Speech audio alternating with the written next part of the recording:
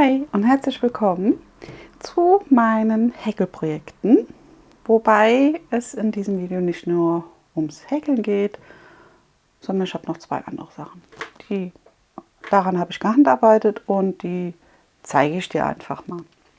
Ich freue mich, dass du dabei bist und ja, ich würde sagen, wir starten einfach mal zusammen. Ich habe hier meinen Poncho liegen, einmal als Kreis gestartet und dann einfach rundherum weiter gehäkelt. Hier kommt Kopf durch und dann hat man den so schön hängen sozusagen. Ja, ich habe da jetzt noch ein paar Reihen drüber gehäkelt. Ich glaube 2,5 Musterreihen kamen dazu. Irgendwo habe ich den Markierer. Hier. Also da habe ich es dir letzte Woche gezeigt. 3 Mustersätze kamen dazu. 3 und ein bisschen. Ja, und was soll ich sagen? Er ist jetzt fertig. Ich habe ihn jetzt beendet, weil mir jetzt das zweite Garn schon ausgegangen ist. Also ich habe ihn ja einmal mit dem Gummi aus dem Teddy angefangen zu häkeln. Das ist der beige Faden, der hier mitläuft, der bisschen dickere hier. Und einmal mit einem Garn von der Märchengarne, so heißt es, Märchengarne, den ich ja in meinem Päckchen von den Resten hatte. Da habe ich mir jetzt den hier noch rausgeholt, weil der ist leer gegangen. Und das sieht man halt hier so ein bisschen, hier oben auf die letzten Meter. Hier ist der Übergang, ist er leer. Ja, aber ich finde jetzt, das ist okay. Man sieht es nicht so stark. Ich meine, bei dem Gourmet sieht das jetzt anders aus.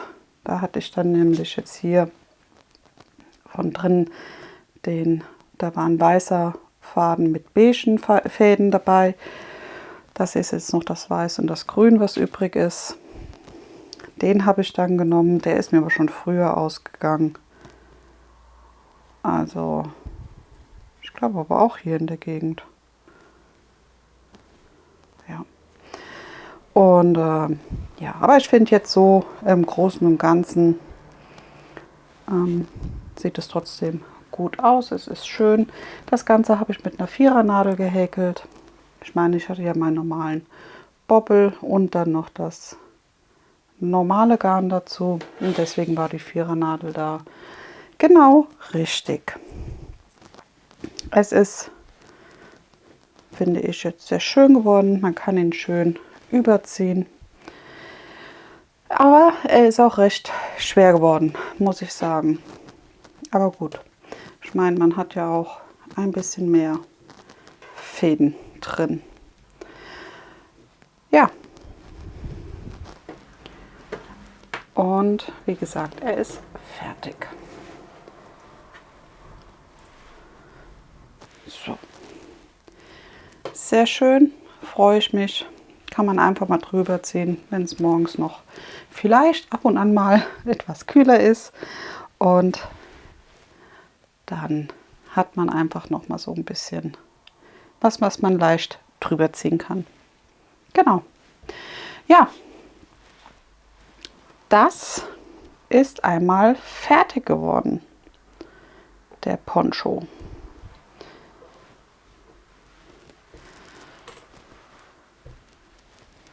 So, dann, du hörst es schon, er ist super, super schwer. Hätte ich gar nicht so gedacht. Also es ist mir jetzt erst bei den letzten Runden so aufgefallen, wie er bei mir auf dem Schoß dann lag. Da habe ich gemerkt, oh, doch, er ist ein wenig schwerer. Aber gut, Nichtsdestotrotz habe ich noch was anderes angefangen. Und zwar, ich habe hier ein kleines Tuch gestartet mit einer Dreiernadel und auch einem Bobbel von den Märchengarnen. Hier unten das markiert immer sozusagen diesen Fadenanfang, wenn man aus der Mitte raushäkelt. Das mache ich mir jetzt ab, weil das ist mega schwer. Normalerweise nutze ich die ja und mache mir dann selber die Maschenmarkierer da draus, aber ich weiß noch nicht, ob ich das da dafür nutze. Auf jeden Fall kommt es damit in die Kiste nachher rein. Und das ist einmal, ich glaube, ja, Polarlicht. Nordlicht, Polarlicht, Nordlicht. Irgendwie habe ich hier an die Polarlichter gedacht, aber gut. Nordlicht. Es ist vierfach. 100 Gramm haben 380 Meter. Der Bobbel hat 250 Gramm. Und es ist, wie gesagt, von den Märchengarn. 50 x 50 Baumwolle Polyacryl. Und ja, finde ich ganz schön. Sieht schön aus. Ist ein bisschen dunkler dieses Mal, obwohl hier mit dem kräftigen Grün, was ist das, Apfelgrün, Blattgrün, ist das doch ganz schön. Ja, und das soll so ein Tuch werden mit einer Musterreihe, die über 3 Reihen immer so geht. Ich denke mal, so im Verlauf sieht das nachher ganz schön aus, weil ich glaube, der hat keine, ja, bei den mittleren Farben ohne Einfarbigkeit, also innen drin das Blattgrün und das Schwarz, die sind nachher einfarbig und innen drin, das ist ein richtiger Verlauf. Also da ist keine Einfarbigkeit mehr gegeben. Ja, und den habe ich jetzt angefangen, gestern Abend.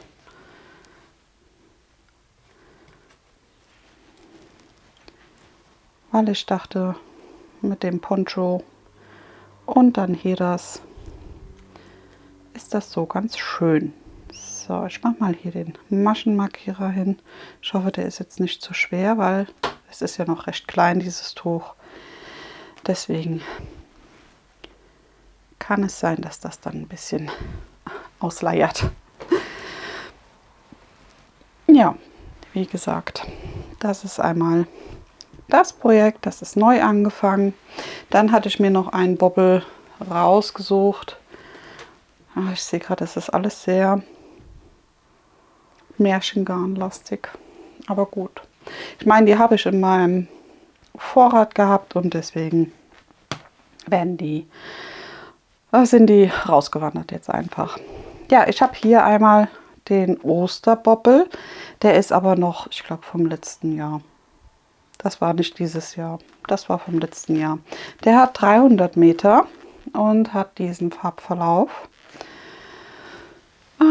Da ist auch wieder die mittleren Farben ohne Einfarbigkeit. Und 50 Baumwolle, 50 Polyacryl. Da habe ich noch gar nichts mit angefangen, aber da wollte ich mal schauen, was ich so finde. Und dann mit diesem hier starten. Aber ich werde hier dafür die 3,5er Nadel nehmen. Hatte ich mir rausgelegt, aber wie gesagt, ich habe noch nichts gefunden, wo mir definitiv ins Auge gestochen ist, dass ich das machen wollte mit ihm. Ja, mal gucken. Findet sich vielleicht noch was. No? Ja, genau. So. Das waren jetzt alle Häkelsachen. Ich habe jetzt noch, hatte ich ja das letzte Mal erzählt, dass ich beim Stricken, das hatte ich dir, vielleicht hast du es gesehen, einmal gezeigt, hatte ich ja eine Stricksache angefangen. So, und das war ja ein bisschen krumm und schief. An sich hat es mich nicht gestört, muss ich sagen. Aber ja, vor knapp 14 Tagen hat es mich sehr gestört. Und ich habe alles aufgezogen und nochmal komplett neu angefangen. Das ist derselbe Knäuel. Es ist von Gründel das Pretty. Ja, in Grau und 100% Polyacryl. So. Ich muss mir unbedingt mal gucken, dass ich mir Korken hole von den Flaschen und die dann drauf mache. Ja, und wie gesagt, ich habe alles aufgezogen und noch einmal neu gehäkelt. Es ist jetzt auch die ganze aufgezogene Wolle schon drin und jetzt bin ich sozusagen auf Stand wie das letzte Mal. Aber alles etwas ordentlicher.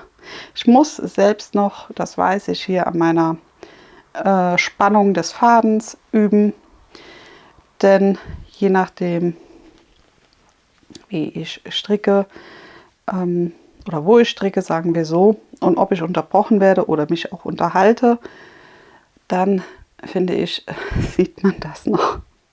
Aber gut, es ist kein Meister vom Himmel gefallen, es ist alles eine Übungssache, aber ich bin schon mal sehr stolz auf mich, dass ich dieses Links-Rechts-Muster hier unten hinbekommen habe.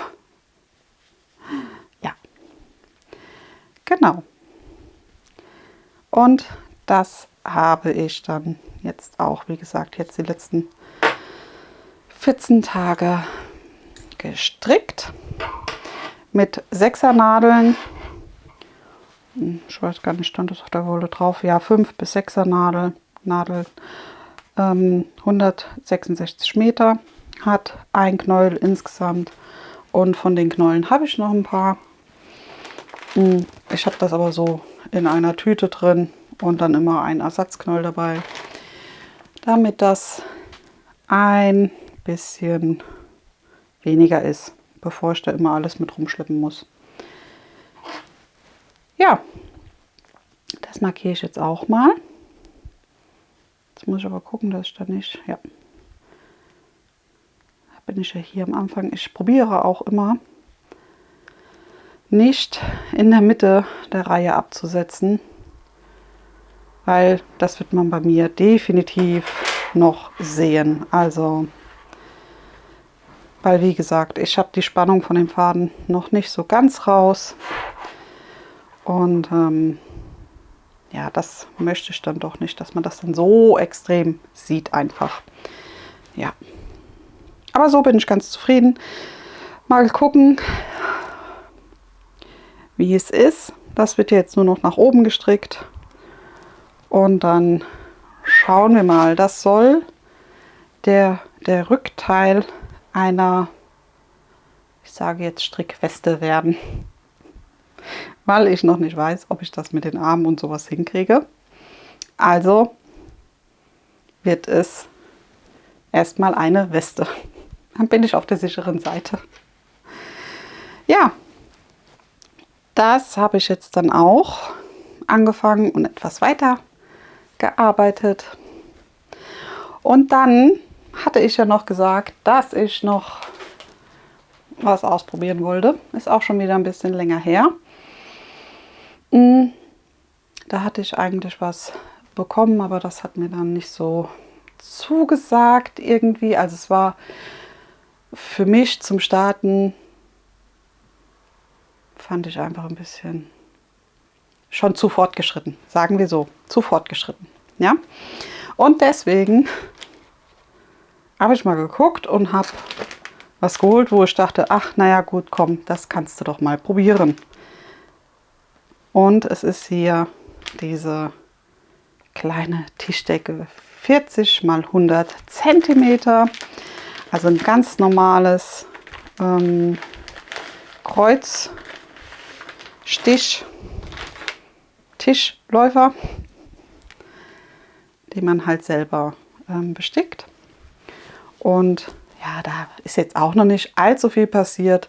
Ich habe jetzt erstmal das Ornament an der Seite angefangen mit einer Farbe und hier den Lavendel mache ich dann sozusagen, wenn ich mit einer Seite von dem Ornament fertig bin. Ja, es ist so eine ganz normale Anleitung dabei. Hier oben, du siehst, die Farbe 1 und 2 sind dieselben Farben, das ist der Punkt. Und dann gibt es für die anderen Farben jeweils ein anderes Symbol. Das ist aber hier auf der Anleitung und nicht hier auf dem Stickgut. Auf dem Stickgut sind nur die X oder der Strich für diesen Stilstich. Alles erklärt. Man stickt es dreifädig und kreuze so dicht beieinander wie möglich. Wobei das hier von der Vorlage her relativ ist. Denn die Kreuze, das sieht man hier zum Beispiel ganz gut, die sind nicht alle normgroß. Also die weichen halt voneinander ab. Ja? Und ja, da muss man dann halt immer ein bisschen mitgucken. Das war mir am Anfang jetzt auch nicht so klar. Aber ich finde, ich habe jetzt probiert, da so einen Mittelwert zu finden für die Kreuzchen. Dachte ich, ist das schon soweit in Ordnung. Der Druck soll sich nachher auswaschen. Mal schauen, ob das so funktioniert, wie es da steht. Genau. Und dann habe ich da nur 7 Farben. Ja, für mich aber schon viel. Für andere bestimmt nicht. Aber ja, genau. So, und hier sind die Farben einmal. Da habe ich schon das erste kaputt gemacht. Aber ich dachte, man kann das trotzdem so. Ich weiß ja, dass es dahin gehört, es ist geflochten. Dann wird das halt zuerst aufgebraucht. Ja. So. Wie gesagt. Ach so, 7. Ich habe die 8. Farbe hier. Das ist dieser Stilstich. Ja. So. Und ich dachte so zum Testen, ist das doch gar nicht so schlecht mit den paar Farben. Ja, für mich reicht das fürs Erste. Mal gucken, ob ich mich auch mal an was anderes wage. Aber ich finde, das darf jetzt erstmal ein bisschen wachsen. Und ich will auch erst wissen, wie ich hier mit dem Farbwechsel klarkomme. Und dann kann man da einfach mal ein bisschen weiter schauen. Obwohl ich das hier gar nicht so schlecht jetzt finde. Ja, wie gesagt, wie der Flieder hier nachher rauskommt, muss man mal schauen. Da hatte ich ein paar Fäden. Da war ich selber schuld, die habe ich mir so verknotet. Ja. Ja, auf jeden Fall muss man mal gucken, wie hier der Flieder, der ist einmal hier unten an der Tischdecke und einmal oben, wie der dann rauskommt. Wie gesagt, ich habe hier kein Quadrat, sondern hier das Rechteck. Ja, aber den Lavendel so fand ich ganz schön und deswegen dachte ich, kann ich das so mal testen. Wenigstens ein bisschen. Ja. Und dann ist das halt so die ganze Reihe über. Ja. Hier sind sie zum Beispiel schon doppelt gedruckt. Hier nehme ich an, das sind welche weg. Aber dazu hat man ja auch dann die Vorlage. Dann gucke ich, dass ich das so ein bisschen anpasse. Aber sonst war mir da jetzt so großartig nichts aufgefallen. Das war mir jetzt auch gar nicht aufgefallen, muss ich ehrlich sagen. Das sehe ich jetzt erst. Aber finde ich jetzt auch persönlich nicht so schlimm. Ja. Auf der anderen Seite.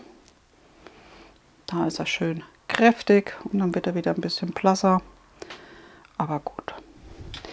Ja, wie gesagt, zum Testen finde ich das gar nicht so schlecht. Finde ich gut. So, jetzt darfst du mir gerne mal schreiben, an was du gerade arbeitest. Ob du momentan auch eher so wie ich kreuz und quer bist ein bisschen. Oder vielleicht gar nicht. Ich meine, jetzt bei der Wärme, das kann ich verstehen, hat man auch manchmal darauf gar keine Lust, weil man lieber, weiß ich nicht, was anderes macht. Ich habe auch Marmelade jetzt gekocht. Johannisbeergelee habe ich gemacht und Erdbeere. Und ja, einfach mal den Vorrat etwas aufstocken, ja, damit wieder alles da ist. Weil Marmeladen kaufe ich eigentlich relativ selten, muss ich sagen. Was ich kaufe an Marmelade ist das Pflaumenmus, weil unsere Pflaumenbäume sind kaputt gegangen, die waren einfach zu alt. Da habe ich jetzt auch keinen mehr, der Pflaumen hat. Aber Apfelmarmelade, Birnen und weiß ich nicht.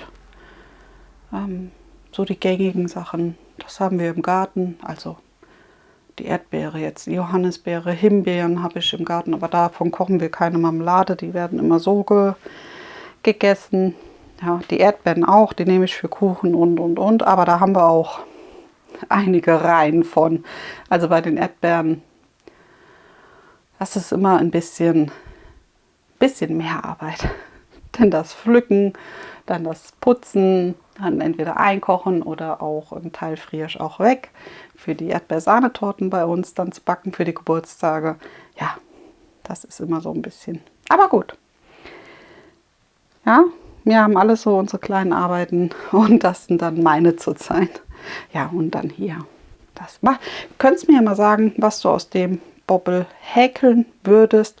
Ich hatte geliebäugelt, muss ich ja sagen, mit dem Deckenkahl von Katrinchen Kirschblüte, den YouTube-Kanal. Aber ich glaube, da ist das ja zu wenig. Sie hat ja, ich glaube, 3000 oder 4000 Meter. Aber dann vielleicht nur ein Teil davon. Mal schauen. Oder mal gucken, was noch so kommt. Ja, in diesem Sinne hoffe ich, dir hat der kleine Wochenrückblick gefallen. Und dann würde ich mich freuen, wenn du das nächste Mal wieder mit dabei bist. Und natürlich mir vielleicht ein Like da lässt, wenn dir das gefallen hat, das Video. Und wenn du magst, für ein wöchentliches Update von meinen Handarbeiten kannst du auch gerne den Kanal kostenlos abonnieren. Ja, in diesem Sinne hoffe ich, dir geht es gut. Bleib gesund. Bis zum nächsten Mal. Tschüss.